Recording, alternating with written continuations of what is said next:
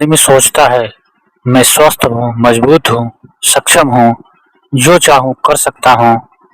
वह इधर से छक लगाता है, उधर से छलांग लगाता है, यह काम छोड़ कर के वह काम करता है, यह विचार मन में लाता है, वह विचार मन में लाता है, पर अंत में पता लगता है कि वह पहुंचा कहीं नहीं। अपनी पूरी ताकत झोंक देता है, पूरी सामर्थ्य लगा देता है, सारी शक्तियां लगा देता है, सारा बुद्धि लगा देता है, सारा विवेक लगा देता है, फिर भी वह मन वांछित स्थान पर नहीं पहुंच पाता है जो वह पाना चाहता है। जिस सफलता के बुलंदियों तक पहुंचना चाहता है वह नहीं पहुंच पाता है। क्यों? क्योंकि इंसान चाहे जितना भी सोच ले, जितना भी उछल कूद कर ले, जितना भी प्रयास कर ले, पर होता वही है जो ईश्वर की मर्जी है। सदियों से एक ईश्वरीय शक्ति मानी जाती रही है। मनुष्य जितना भी सोच ले, जितना भी प्रयास कर ले, पर जब तक ईश्वर नहीं चाहेगा तब तक आदमी कुछ नहीं कर सकता। इसका अर्थ ये नहीं है कि मैं आशावादी हूँ, मैं ईश्वरवादी हूँ, मैं आस्तिक भी नहीं हूँ, मैं नास्तिक भी नहीं हूँ, लेकिन इस नियम का, इस जगत का जो शाश्वत नियम है, मैं उसी संबंध के बारे में बात करना चाहता हूँ। मैं उसी संबंध में बात कर रहा हूँ कि इस जगत के नियम शाश्वत है। इस जगत के नियम किसी एक व्यक्ति के लिए बदला नहीं करते।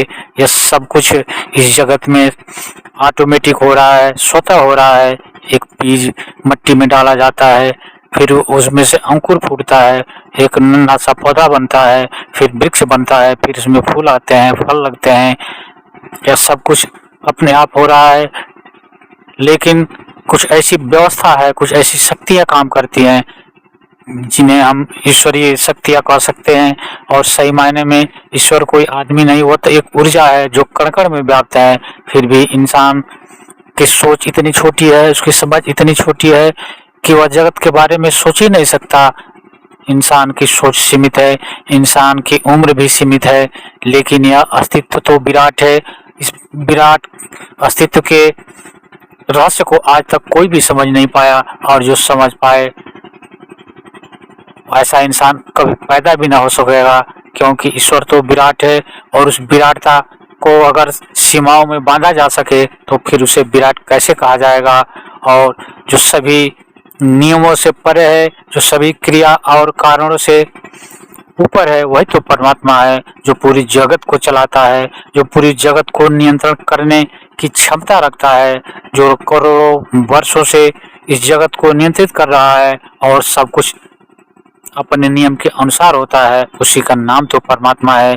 फिर भी इंसान अपने सारे प्रयास करके थक जाता है, सारे श्रम लगा के थक जाता है, सारा विवेक लगा के थक जाता है, फिर भी वह मन वांछित फल नहीं पा सकता, क्योंकि इस जगत के नियम शाश्वत हैं और शाश्वत नियम को अपने सीमित सोच, सीमित परिश्रम से बदला नहीं जा सकता। इसलिए तो आदमी जब अपने मन में इच्छा रखता है, जब अपने मन में कामनाएं पैदा करता है, जब कहीं पहुंचने की कामना करता है, जब कुछ पाने की कामना पर करता है, और जब वह नहीं पहुंच पाता तो वह दुख के सागर में डूब जाता है, वह पीड़ा से ग्रसित हो जाता है, वह तनाव से ग्रसित हो जाता है। और मनुष्य इसीलिए दुखी है। मनुष्य की कामनाएं असीमित है, मनुष्य की कामनाएं कभी पूर्ण नहीं होती और हो भी नहीं सकती, क्योंकि मनुष्य की सोच वहां तक पहुंच नहीं पाती।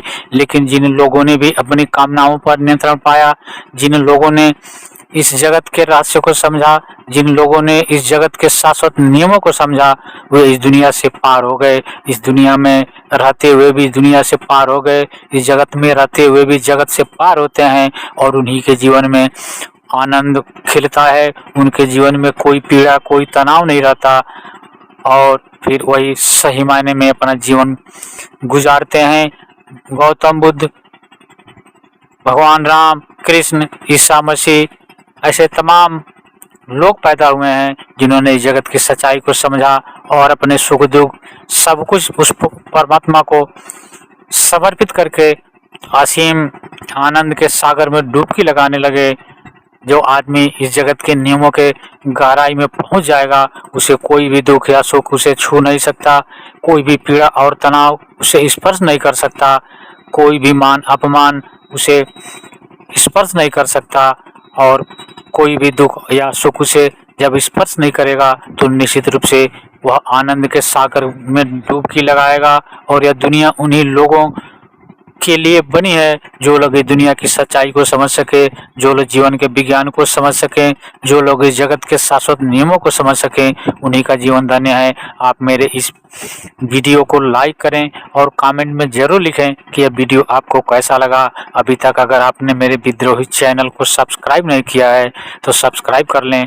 मिलते हैं अगले वीडियो में एक नए विषय के साथ। तब तक के लिए नमस्कार, जय हिंद, जय भारत, वंदे मातरम।